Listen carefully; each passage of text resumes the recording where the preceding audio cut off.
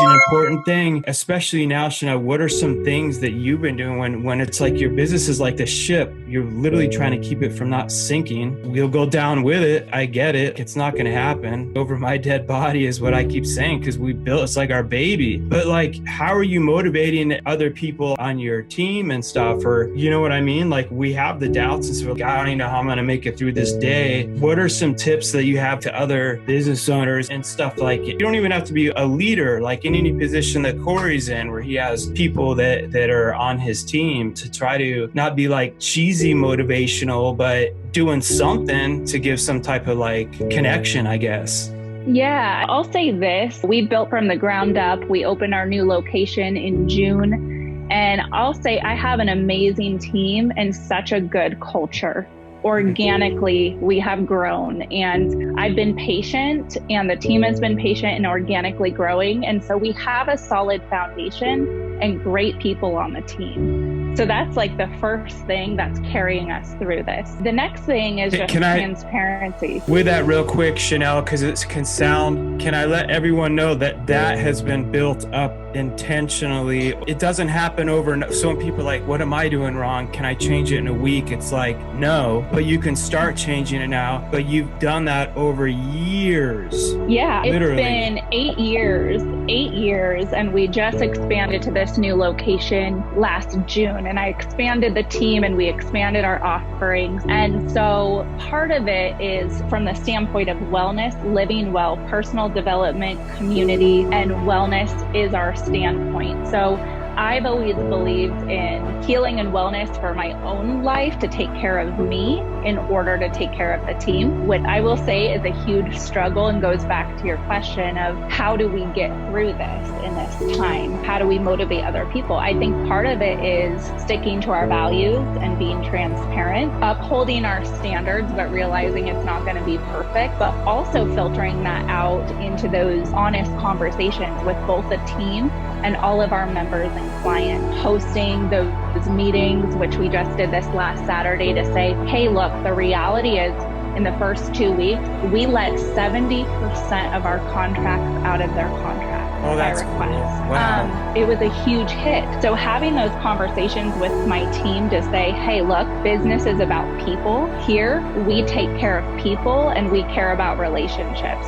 So how can we all come together? What can we all give and contribute a little bit more of? And what do we all need? With my team, that's what I've done. And everyone's been giving a little bit more, even having to scale back a little bit, knowing that it's temporary, but not knowing how temporary. Yeah. And same thing with the PPP loans and the SBA loans, kind of telling the team, hey, once we get these, I'll be able to bring you back on more, and having no idea when that's going to take place. It's hard to keep people motivated, but it is possible if you have the right people. It's important, and this might even help answer some of your stuff, Corey. I can't believe it's going to be 14 years for Dreamshine and 8 years for you. You're almost about to hit the 10-year mark. That's amazing. Like the transparency part, there's a lot of weight that you have to carry that you don't need to dump that on everyone, because where much is given, much is required. But also to open up doesn't make you look weak like the old school people think. People respect that more versus if you were totally fake and like, we're going to get through it, and you have this passive aggressive smile, and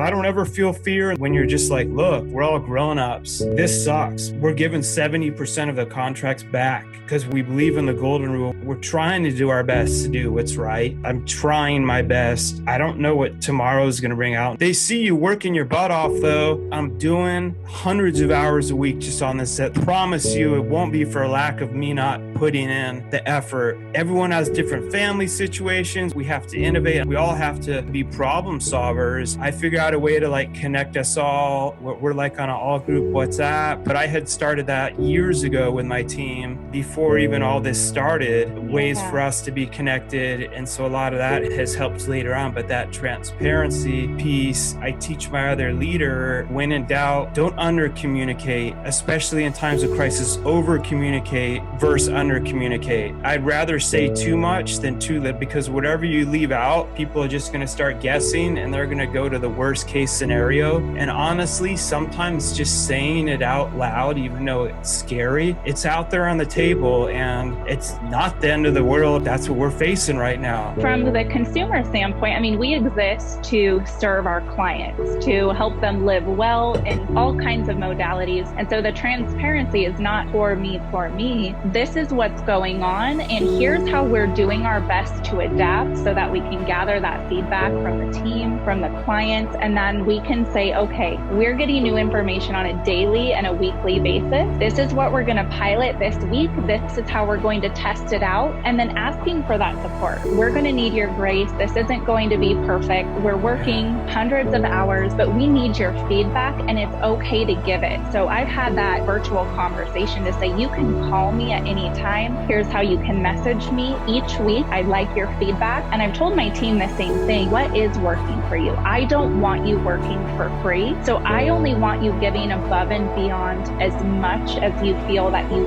can and are willing happily to at the time for the sake of the village. But I don't want anything for free from you. What I want is to ensure that you have a job to come back to whenever we open back up. So I think the transparency piece for me is helping people understand and finding that understanding and getting that feedback so we can create solutions together. Because you know, and I'm sure Corey knows too, when you're working a bunch of hours, your head is on the task in front of you, and it's easy. We have teams so that they can help us find the solutions. We can't do it by ourselves. Absolutely. And so helping them know that they're an asset and we brought them on for a reason is really important. And I think all business owners should be leveraging their teams right now. Yes. And Corey, before Chanel has to jump off too, I wanted to see if you had any questions, because she's been doing this for years also, has tons of wisdom. But yeah, that authenticity, that transparency, and just, I had people on my team that are way smarter than me, and you drop your ego, great. It's not like I'm the owner,